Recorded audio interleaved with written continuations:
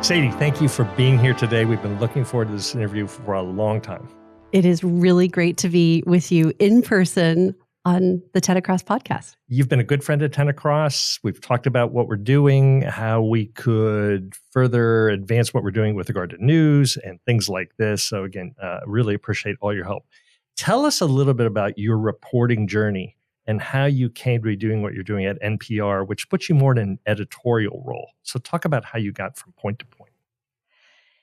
It's a long story. Make it a short one. But I'll make it a short one. I've been in public radio my entire professional career, mostly as a journalist, focused on covering environmental issues. And I think the seed got planted very early growing up in a very rural part of Idaho with a dad who worked for the Bureau of Land Management and who was outside all the time. And I would accompany him and my family on many outdoor adventures. And so I just grew up with this deep care for the land, the earth. And as my career started to unfold, it's in my DNA. I started gravitating toward environmental issues. And so for more than 20 years, I've been covering environmental issues ranging from catastrophic wildfires and what's behind that, to gray wolf reintroduction, to forest policy issues, and a little bit of professional cycling coverage thrown in for some fun. And it's all fun. You were a professional cyclist? I was not. Okay. But I got to cover the Tour de France and that. So I had a little brief stint as a sports reporter.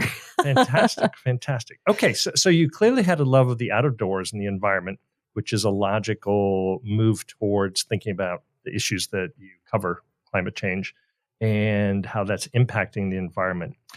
The difference between what you were doing as a reporter and what you're doing as an editor, which I think, and you can tell me if I'm wrong, leads to this book, Hot Takes, which gives advice to journalists about how to manage this really complex topic of climate change.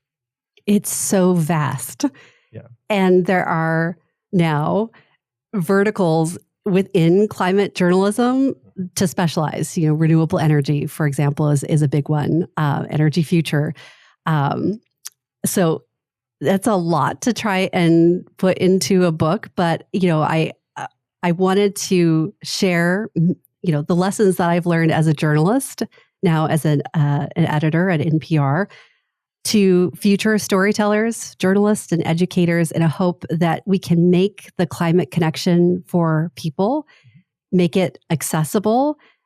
So much of climate coverage can be apocalyptic. You want to just sort of, in the morning, just stay in the covers, pull them over your head, and you can't wrap your head around what's happening on the planet. And it doesn't have to be that way because we have solutions. And I think for journalists, especially as they're starting off earlier in their career, learning how to do stories in a way that, yes, address the problems that come with climate change, but also get to the solutions side helps people have agency and see that there is hope because we know what to do. So you're jumping into something that is actually called solutions journalism. Yes. And talk about the difference between what Walter Lippmann was talking about and, if you will, objectivity. That is what journalism should be all about.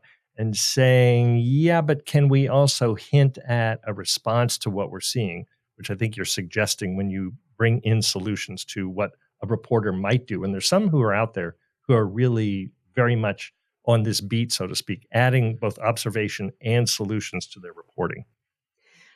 So Walter Lippmann there are many people who might want to take credit for sort of this idea of objectivity in journalism, that as a journalist, you keep your opinion out of your reporting. And yes, you should. Walter Lippmann is the one who sort of solidified what that looked like. And it was really stark and very harsh and sort of like, here are the facts. Right. And then you, dear listener, dear reader, dear viewer, you make up your own mind about what's going on in the world. And, journalism has evolved a lot in those many, many decades since Walter Lippmann was writing about objectivity. And I think climate change does put objectivity into question, sort of the traditional interpretation of objectivity. And why is that? What makes that different? Because what you're witnessing, as you've suggested, might have some solutions, certainly some adaptation possibilities, that you can't simply report on what you're seeing. You want to suggest, don't despair, as you were suggesting before. And you've also mentioned in the book that a lot of people want to see some positivity in what can be presented as an apocalyptic issue. So objectivity, positivity, how do those things get woven in an ethical manner into journalism?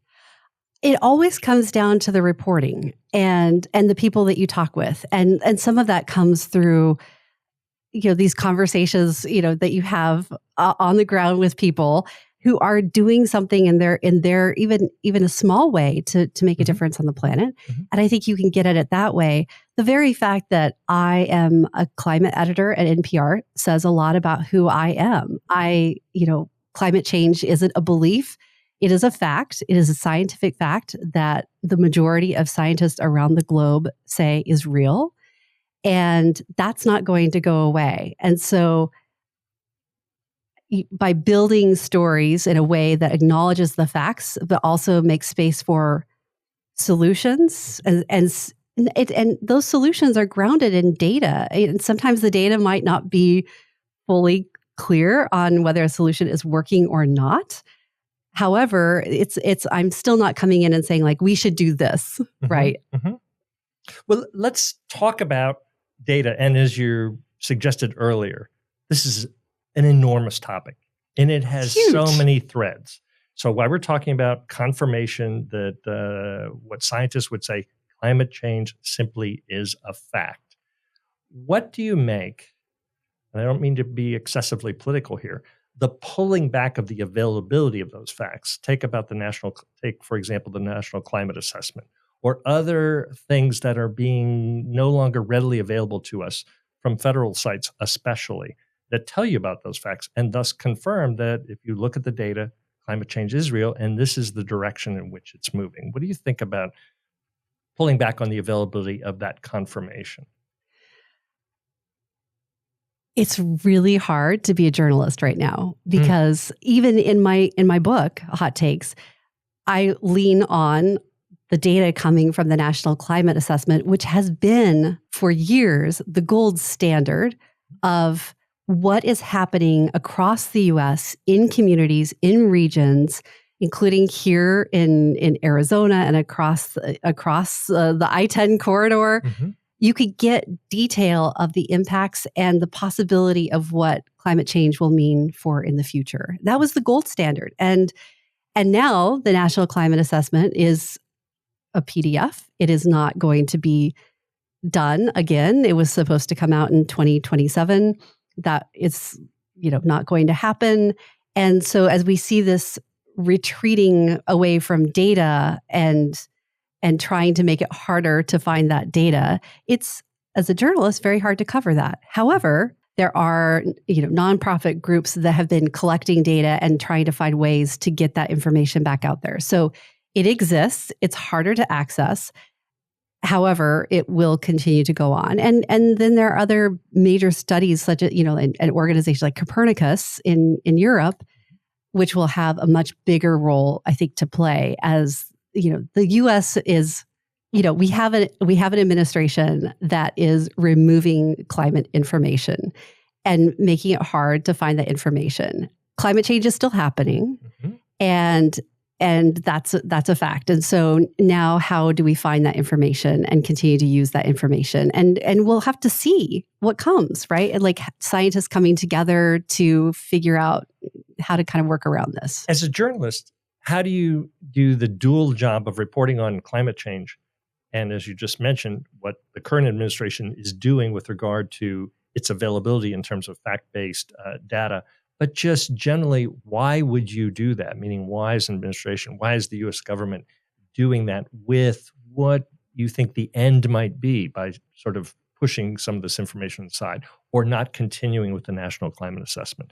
That's a bit of the reporting that has now to be folded into what you're doing when you're really going after the primary topic with regard to climate change and heat and water and energy transition, those things. It definitely becomes part of the story and helping to connect the dots. I'm a really big believer that in climate reporting, especially, you have to connect all the pieces. And this is another part of the story. Now, climate change in the US has historically been a highly political issue. And part of that, I think, comes to how journalists have covered climate change. And because you were talking earlier about Walter Lippmann and this idea of objectivity and this very traditional approach to objectivity. By the way, for our listeners, remind people who Walter Lippmann was. Walter Lippmann was a journalist back in like early 1900s, I believe. Don't totally quote me on that. It's okay. Who was trying to work on doing the news in a way that would be fair and balanced, objective, devoid of opinion. And it's really hard to do. And this was coming in an era where you had like the penny press and you had, a lot of opinion out there and a lot of lies being flown about. And we still see a lot of that happening today. Right. On any topic. On any topic. Right. Yeah. But in climate change reporting, that traditional approach of objectivity has meant that both sidesing happens in stories. This person says this, and we have to have the opposing view on the other side. And so climate change became a very political issue. And that's just part of the reason. There are many other reasons, but yes. And you talk in your book, Hot Takes, about both sidesism, or the need, and you hear this a lot out there coming out of Congress, and we'll talk about some of the implications for your work. This is a topic that's really hard to get at from both sides. Both sides could come around with regard to how we should respond to climate change or different aspects of it, or how much money we want to dedicate to it, or where we should be living, or all kinds of different opinions. But there isn't, as you pointed out just a few minutes ago, much of a both sides argument as to whether climate change is real and presumably man-made. And so weaving in a both sides discussion, as we see out there, seems, if there ever was a topic for which that's a challenging situation, climate change would seem to be one. Talk about this need to address the both sides argument. The both sides argument, I mean, it's not just climate reporting. This shows up in everything. It's sort of, here are all of these different viewpoints. And in the end, the reader, the listener, the viewer gets to make a decision on what is actually happening. But what happens is that you get a very polarized view of the world. And with any topic, that is detrimental and I think a disservice to audiences. Mm-hmm. And you see this in political coverage, you see it less so in climate reporting, but when climate journalism wasn't even being named climate journalism, both sidesism, it was alive and well. And right. I often think, if journalists hadn't and media organizations hadn't given voice to climate deniers, what that entire body of climate coverage would look like today, I think it would be entirely different. I think it would. I don't think it would be as polarized as it is today. That's a really important and sort of amazing point for you to express that way. When did we? The word I'm thinking of is capitulate, but that isn't quite fair. Now that we're thinking about how to do things in a very fair way, but at what point did you feel that happened? Where we had to address, if you will, those who were denying something that seems obvious based on the data and the science. Is there a moment that you can point to where that is? And that might be unfair. Maybe you can't say it's quite like that. But where did that switch get flipped? There were, I think it's been an evolution. Okay. And I would say in the early 2000s, there was a more concerted effort between scientists and journalists to really sit down and understand each other. Because part of this comes about with how science works, right? As a scientist, you're doing your research. You need data. Data takes time. It's hard to draw conclusions. It's not certain. And that can be taken out of context if you don't understand how science works. And so in the early 2000s, the Society of Environmental Journalists and many other people were coming together and having these discussions. There were literally roundtables between scientists and journalists, environmental journalists, trying to understand each other's worlds and how, like, what I need as a journalist is going to be different than what a scientist needs, right? And scientists have to learn how to communicate complicated matters to journalists so we can help, get that information out to the public. And that to me was a tipping point, because you start to see in media coverage stepping back from climate deniers and a much more more certainty in the science. And part of it is like miscommunication, right? It's like, let's try and understand each other's world so we can help each other understand climate change. Well, so you brought up a word, miscommunication. Miscommunication. Regarding to this story. Then there's disinformation, and there might be what I might call ghost information, which is that information that was previously available, which is now hard to find. So talk about, as a reporter, being presented with misinformation about things. Let's take, for example, one that you reference in the book, energy. And that could be that the governor of Texas says, solar or wind, it's unreliable. And once you pin that word on unreliable to a solution or something that might actually work, which we're pretty sure it does, now you're confronted with what a public figure has said that isn't quite true. It could be construed as unreliable. Yes, if the wind isn't blowing, there's not energy being produced, but there's ways to overcome that. So as you're presented with misinformation or disinformation, again, what's my job as a reporter to combine what I'm witnessing that might be political or ideological versus the actual facts of a circumstance?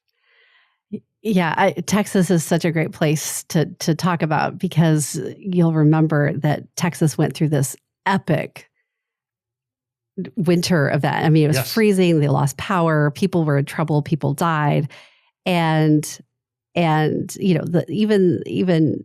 power plants were able to keep up, right? And so there was a lot of misinformation being thrown around, and actually wind and solar was highly reliable, and it was actually the natural gas power turbines that had broken, right? And so, but Texas being a Republican conservative state, the governor took that and said in a very prominent way that wind and solar was essentially to blame. And so you have somebody in this position of power saying something that is actually false. Mm-hmm. And so as a journalist, I think it is our responsibility to address that, because that statement was picked up by national media. It actually happened on national media. Mm-hmm.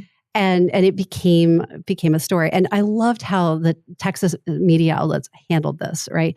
In the headline of the story, they didn't repeat the misinformation or the lie. They just addressed the fact. And in some cases, some did total fact checks on, well, here's actually what happened, right?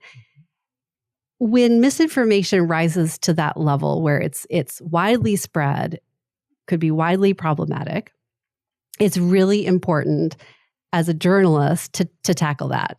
There is a lot of misinformation out there. And so it's a little like playing whack-a-mole. And so it's like, how do you decide, right, what you're going to tackle? Do you feel that that's been done recently? Because the same word, unreliability, has been used to remove tens of billions of dollars from clean energy projects, a lot of solar, a lot of wind, and other things. And I haven't seen a headline saying, maybe that's not the way it works as a non-journalist, what you're hearing as the rationale for pulling that money back is not the case. It's not that it's unreliable. Do you judiciously have to weave alternative fuels together with the fossil fuels that are going to make it part of that transition happen? I've been surprised that I haven't seen more pushback on the rationale for why that money should be removed. It's the same argument. It's the same argument, and I think that is something where that should be taken on. I mean, we are seeing a different agenda happening across this country. I wrote Hot Takes at a time when climate change was in a different place. The Biden administration had a very different stance. The Congress at the time passed the nation's first major climate policy through the Inflation Reduction Act, and we have now seen all of that essentially get repealed. So all of these tax credits, incentives to have more wind and solar taken back. And so on one hand, that's, those are political forces at play. And at the same time, you have stories, and I think NPR has been doing very well on this front, is, but here's the state of play, right? A lot of these projects are under construction, they're underway, and it's going to take time to see how other funding options start to present themselves. And so it's a complicated story, right, and it's happening very quickly. Yeah, and it's a story that is not just about climate change. It's about the role of Congress, who's making decisions. And now as we've seen these rescissions, where things that Congress has dedicated money to being pulled back and I think there's some in education, for example, just as the school year is about to start for young people. And what's going to be the experience in the classroom when you do that? Which, by the way, I have to mention, obviously this has some impact on your employer and NPR, just watching money that was dedicated and now is being pulled back, some of which probably will influence your reporting. And I know you can't speak to the specifics, and that's what the leadership of NPR should do. But nevertheless, you and I both care about how facts and information gets out there so the public is aware of the things that they should be aware of and respond to that in whatever way they would care to do, what they buy, where they work, the kind of employment they're involved in, what they'd like to do to make a difference in their communities. So watching the politics of funding for the very thing that you're dedicated to, getting information, especially to places that may not have large media outlets, which is becoming another issue in this country, how to get information and news to rural areas especially. I mean, what do you make of what's happening? Not so much about NPR, but support for journalism. That's a great question. And I want to share a story to help us sort of set the scene. So I grew up in a rural community in Salmon, Idaho, which is kind of in the middle of nowhere. It's hard to get to. It's surrounded by mountain ranges on all sides, wilderness areas. And the only reliable information growing up for me was listening to Boise State Public Radio, which was produced in Boise, which is in southern Idaho, because they had a repeater that was able to get a signal into my mountainous community. And I grew up listening to public radio and Morning Edition with then host Bob Edwards. Right. I remember. And yes. And so that I can't begin to articulate how essential Boise State Public Radio is to communities, not just in Boise, the capital of Idaho, but for communities like Salmon and Sun Valley and the Wood River Valley, places that are really remote and are in news deserts. They are literally a lifeline. So when wildfires happen, those stations, they have alerts that go out across them. Right. I've been at stations, Boise State Public Radio, where we're providing information live on the air of where to go during a wildfire, if you're evacuated, to go to a shelter, to find community resources. And that's one state, one town that would not have access to information any other way. Right. And that's a jeopardy here. When you talk about $1.1 billion now going away for public media, right, that's what can be lost, is that lifeline for communities. In Alaska, there are numerous small stations, and they are this connection to the outside world, and for communities to work together to know what's going on. And that's a jeopardy. And what that looks like going forward, I'm not going to speculate, but it is such an amazing network of stations across this country. They are truly public stations, TV, radio, and it's many of these stations are so deeply connected with, holding community conversations, working on stories that community people are, community is really interested in. And so it's this whole world is being shaken. Which is what the Corporation for Public Broadcasting was meant to address.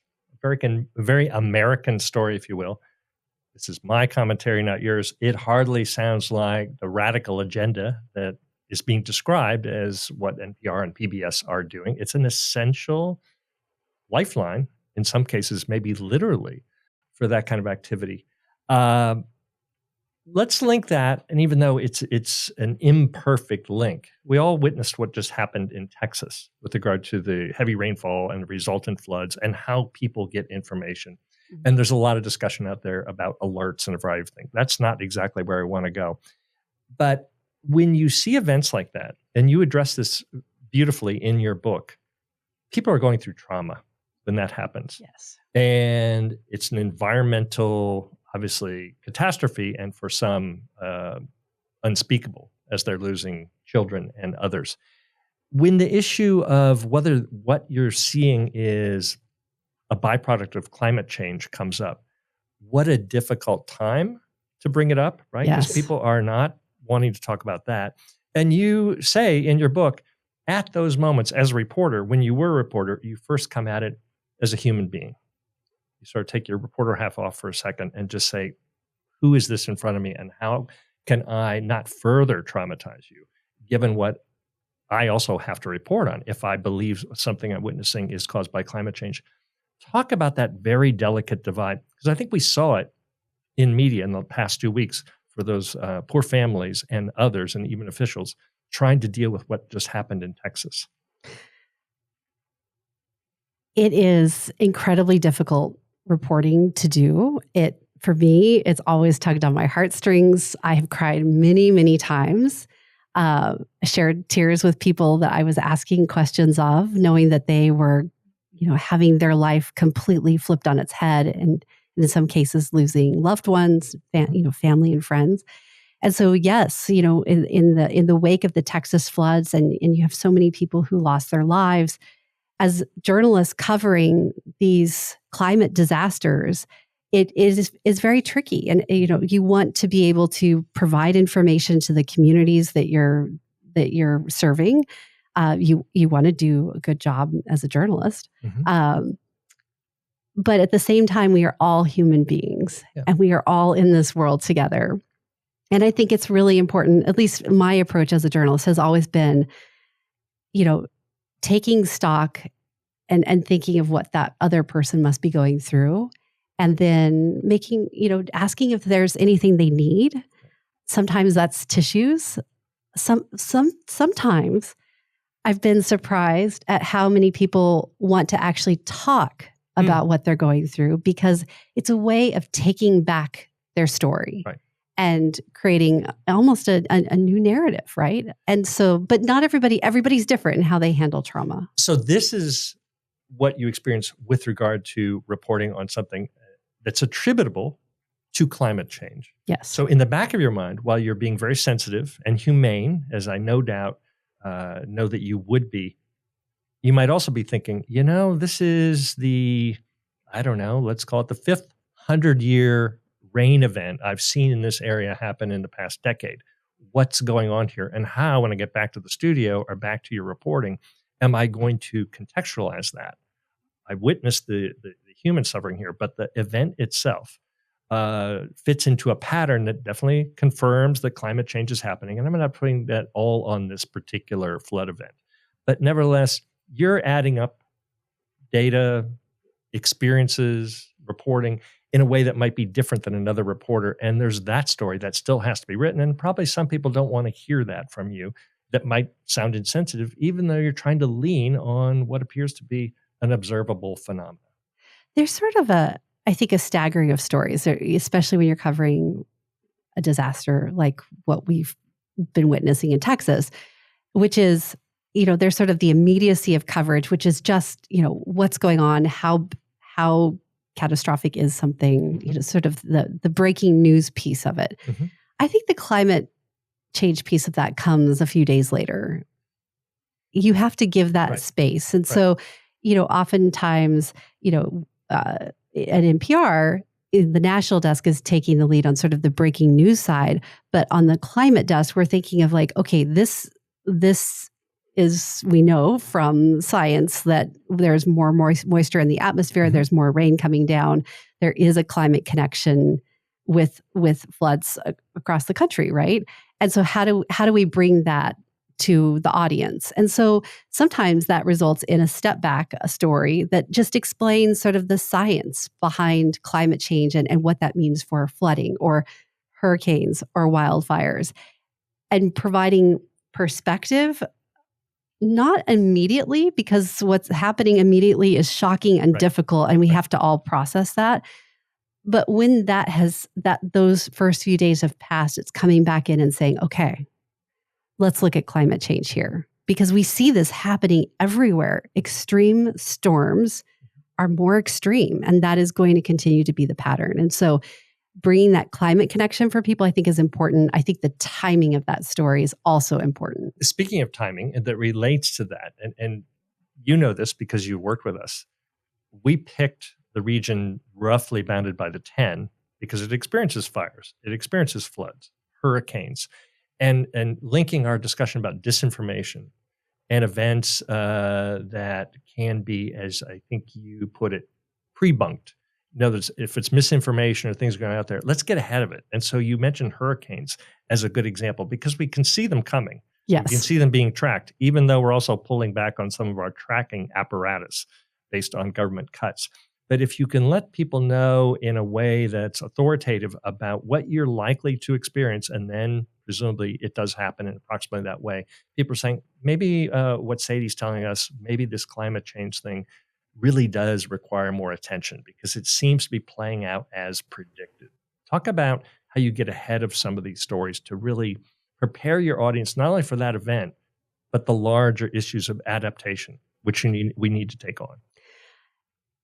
So much of this in a newsroom can be set up long before the hurricane hits. And I talk a lot with public radio newsrooms across the country through a climate collaborative that I lead at NPR's member station reporters who focus on climate change. And we have talked about, how do you just get climate information out to the broader newsroom, right? Because you're a climate journalist, but your whole newsroom it's not a whole newsroom of climate journalists. So how do you do this? Many public radio stations have now created climate guides that can be shared ahead of time. Simple language that can get tucked into a digital story or into a radio story or television. And so what you asked me about pre-bunking. With pre-bunking, we can anticipate the audience questions that are going to come. Like, in the case of a hurricane, is climate change fueling that?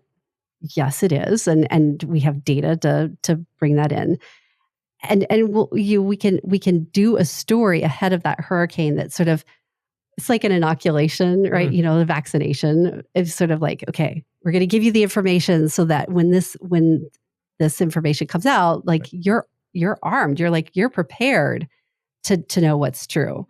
I think of back to Texas. We're talking a lot about Texas because it's had a lot of disasters hit it, right? Hurricanes, the winter storm that just stopped the state in its stride. Extreme rains, rain events rains. Which have produced flooding in the fourth largest city in the country, Houston.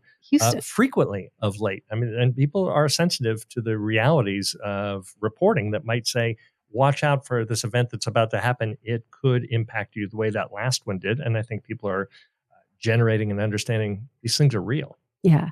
And, like in the case of the epic winter storm, there was a great opportunity to do pre-bunking because you can kind of anticipate what happens. It's like, okay, the grid is going to be stretched.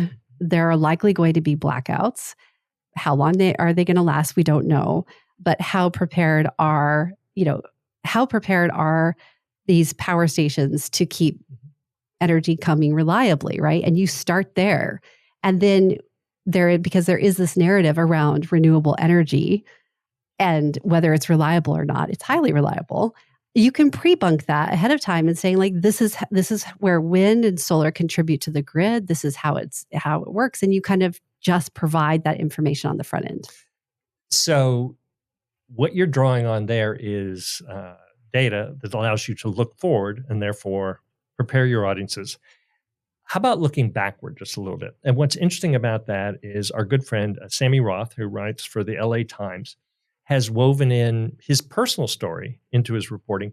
And most recently, he brought in the issue of race, which is interesting for an environmental reporter. What is that doing in there? And we all know there's a subtopic of environmental justice that's woven through climate change and who's greatly impacted, who less so.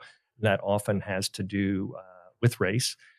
What do you think about extensions of the climate beat making its way into really delicate topics like that? You have to. Climate change is a story about race and inequity. Mm-hmm. And part of that is because a lot of these climate disasters hit people who are in historically what are called redlined communities, right? Which was at a very high level, like, segregation. And so you have communities, in Phoenix, for example, if you look at the formerly redlined communities, they are often the communities that have less tree canopy and are several degrees warmer than other more affluent parts of the city.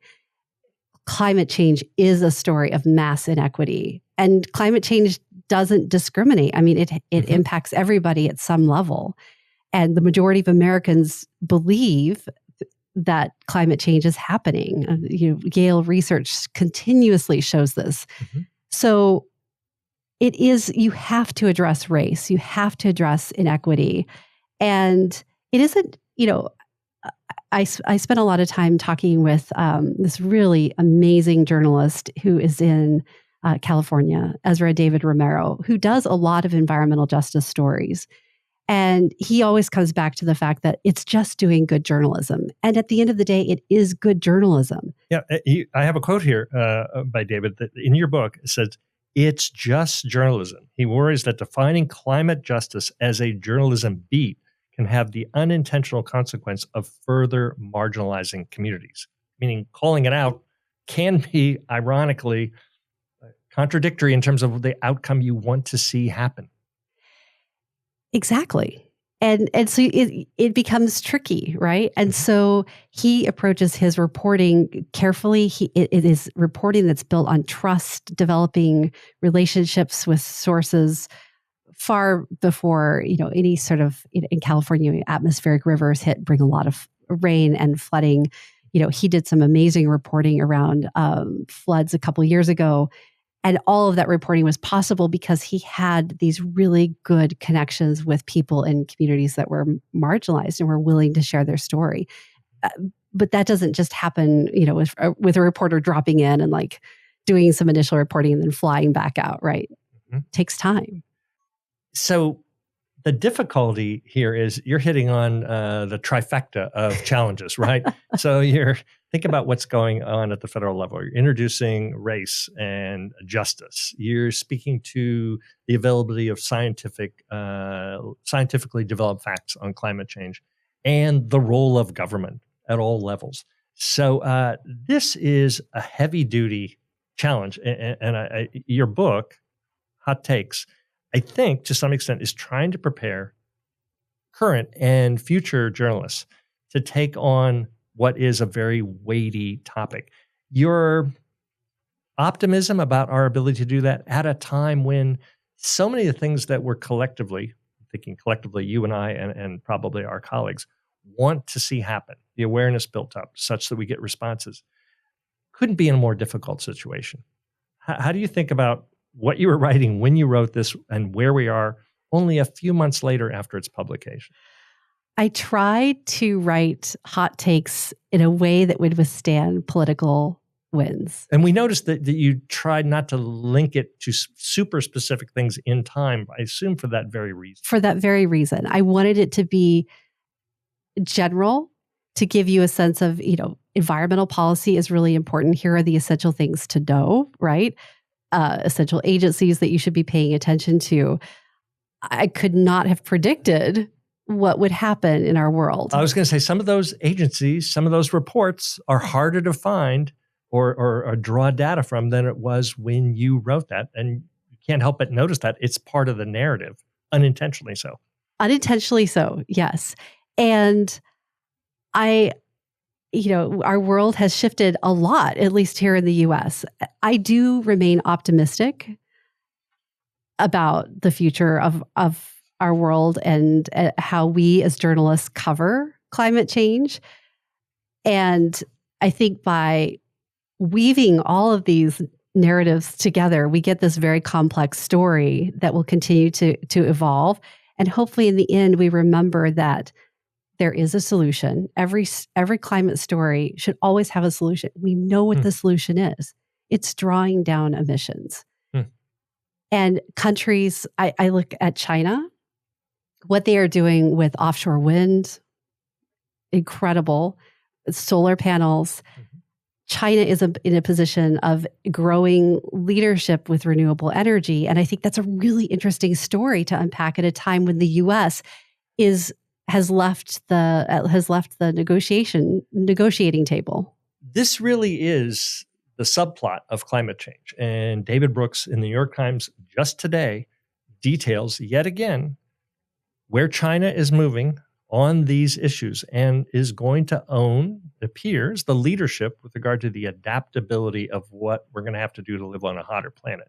One might say, well, they contributed to making it hotter, as did we, but they are moving ahead with an agenda that's very clear and almost 180 degrees different than what we're doing, and relying back again on fossil fuels, which contribute to CO2 and everything else. So bringing this to closure, that optimism you talk about flies in the face of some of what we're seeing, but nevertheless, you believe it's there because I think I do too.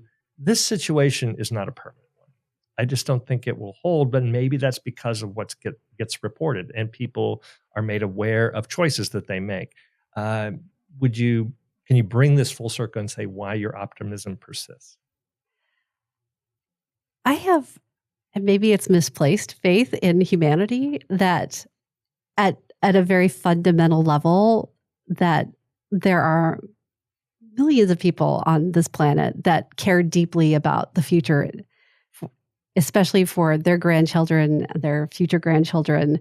And there's a motivation, whether that's taking steps in your community, in your household, or broadly in city politics, state politics, country politics. There are all these different levels that can happen.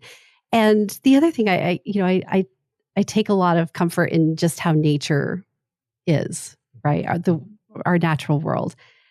Nature is always changing. Our world is always changing. And this will, 4 years, sorry, I hit the mic.